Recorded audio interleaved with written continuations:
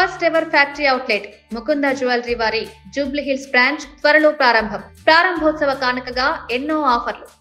కడప కేంద్రంలో కీలక పరిణామాలు చోటు చేసుకుంటున్నాయి. మాజీ సీఎం జగన్ సొంత జిల్లాలో ఊహించని రాజకీయం తెర మీదకొస్తోంది.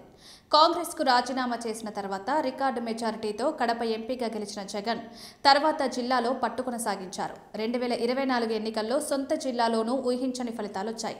పులివెందుల జెడ్పీటీసీ ఉప ఎన్నికలోనూ వైసీపీ ఓడిపోయింది. కాగా ఇప్పుడు కడప పైన కూటమి పట్టు బిగిస్తోంది. ఈ నెల 11న కడప కేంద్రంగా కీలక నిర్ణయానికి ముహూర్తం ఖరారైంది. కడప కేంద్రంగా కూటమి నేతలు జగన్ సమర్థతకు పరీక్ష పెడుతున్నారు. పులివెందుల జెడ్పీటీసీ ఉప ఎన్నిక తర్వాత ఇప్పుడు నేరుగా కడపలోనే జగన్ పార్టీకి చెక్ పెట్టాలని డిసైడ్ అయ్యారు. అందులో భాగంగా ఇప్పుడు కడప మేయర్ ఎన్నిక ప్రతిష్టాత్మకంగా జరుగుతోంది.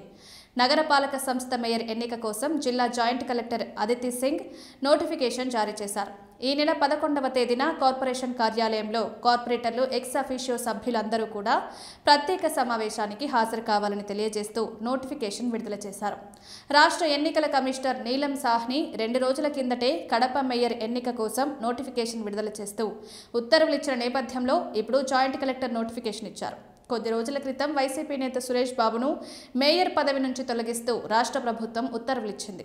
అవినీతి ఆరోపణలు ఎదుర్కొంటున్న సురేష్ బాబును పదవి నుంచి తొలగించింది. డిప్యూటీ మేయర్గా ఉన్న ముంతాజ్ బేగంను నియమించారు.